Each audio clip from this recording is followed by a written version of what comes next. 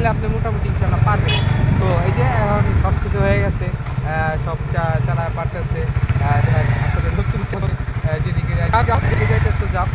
হ্যাঁ, নতুন চালক আসলে ওর হ্যাঁ। যেদিকে ভাল লাগতেছে, যেদিক দিয়ে যাইতে চাইতেছে গাড়ি সেদিক দিয়েই যাবে ও।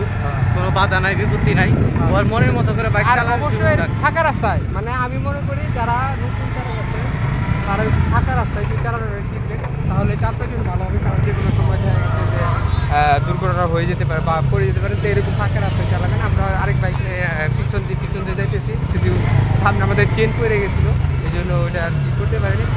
বাস মোটামুটি কেউ নতুন চালক অবস্থায় কিন্তু ওর যে একটা কনফিউজ বা ওর নিজের প্রতি আত্মবিশ্বাস।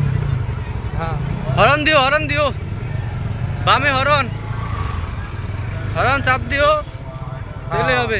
আস্তে আস্তে যাইও। নতুন রাইডার আমাদের মোটামুটি ভালোই কন্ট্রোল হইতেছে। দুদিন চালাইলে আরো কন্ট্রোল হবে।